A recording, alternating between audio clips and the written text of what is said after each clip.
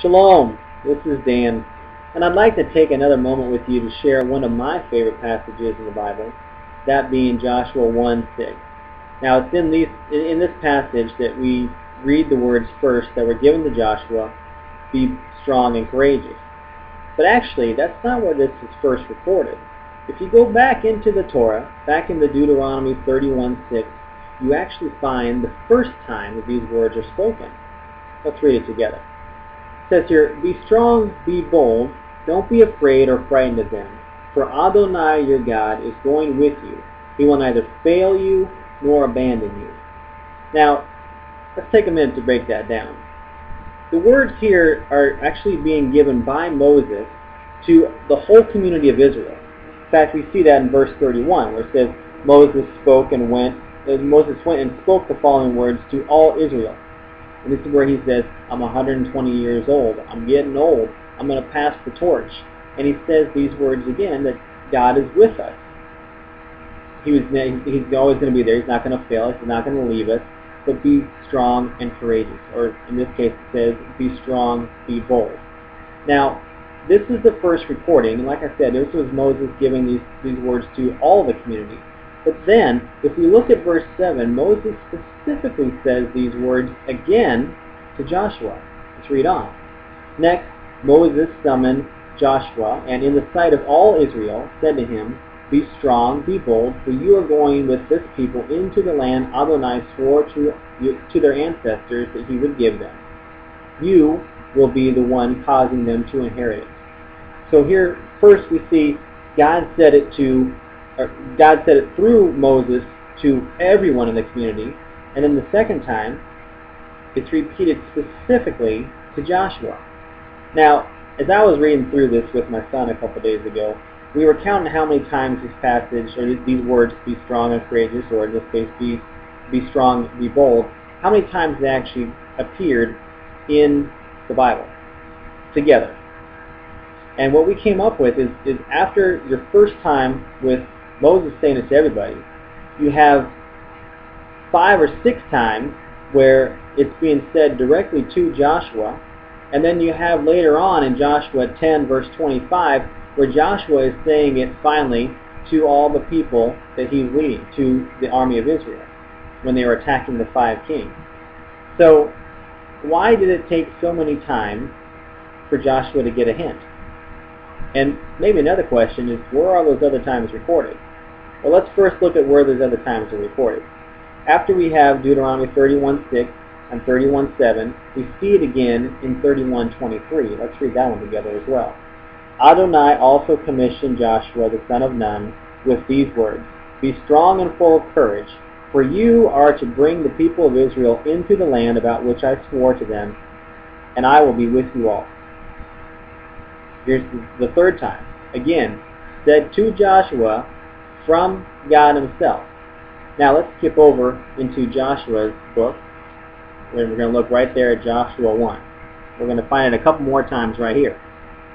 First we got Joshua 1:6, where it says, and this is again my favorite verse, "Be strong, be bold, for you will cause the people to inherit the land I swore to their fathers I would give them."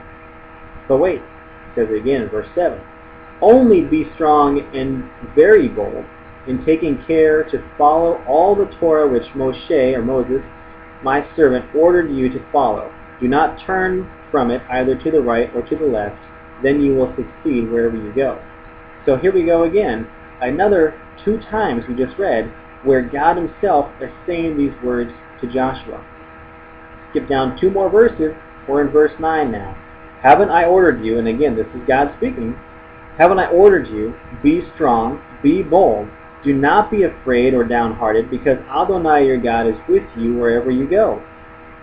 So here we go again. Joshua is being told by God, be strong, be bold.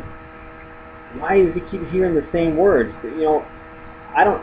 When I think about this, I tend to have sometimes, let's call it hard hearing, or maybe bullheadedness. But sometimes for me, it takes me a couple times of actually hearing it before I get the hint, or in some cases before I actually move out in doing it.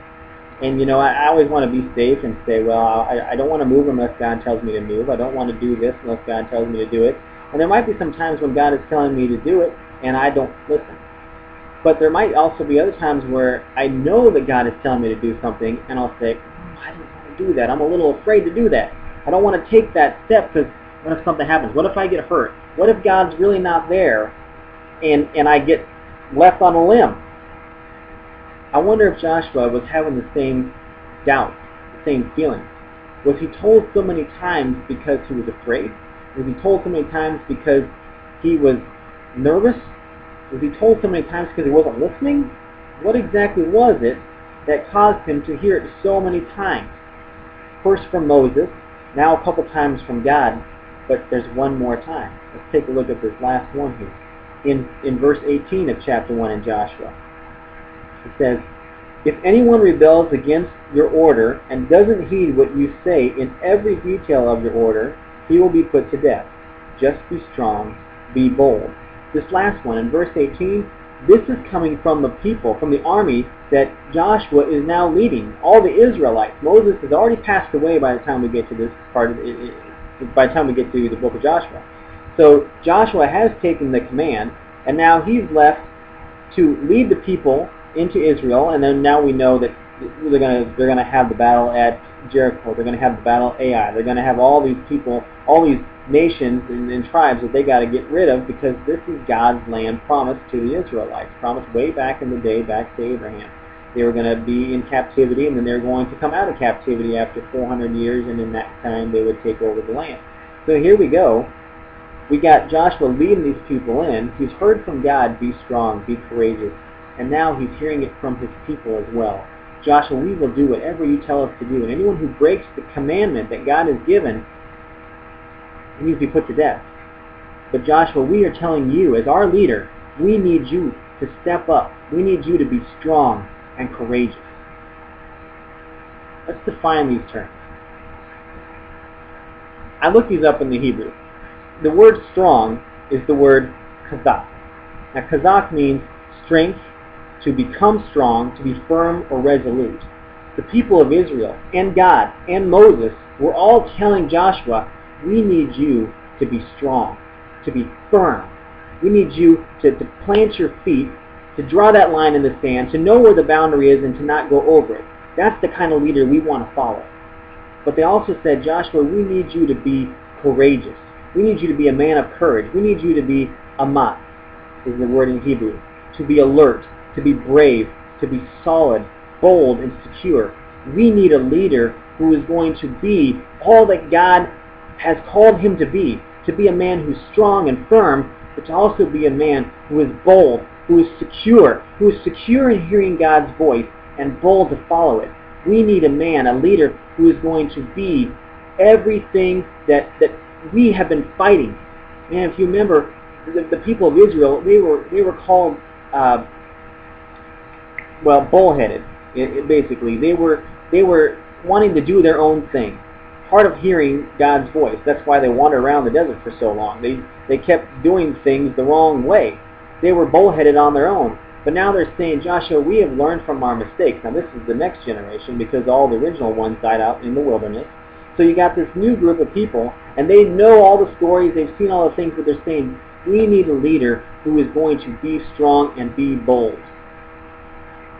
Maybe Joshua did have a problem with his hearing. Maybe he didn't hear it a couple times, and maybe he was doubting God. But the fact is, he stepped into that role. And so here we have in chapter 10, where he is saying to his army, don't be afraid, don't be worried, be bold, be strong, be courageous.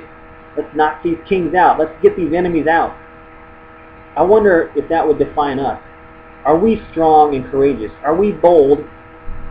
Are we chazak, strong? Are we courageous, amat? Are we the kind of people that others want to follow? Are we the kind of people who lead our families, who lead our friends, who lead our workplace? Or are we the kind of people who are the followers? And I want to be someone who is followed, not the follower. I want to be someone who is these things, who is strong and courageous. And I hope you do too. That's what God's looking for. That's what God can use. He can use anyone, but He's looking for those who are going to be strong and secure in Him. Does that define you? I pray it does.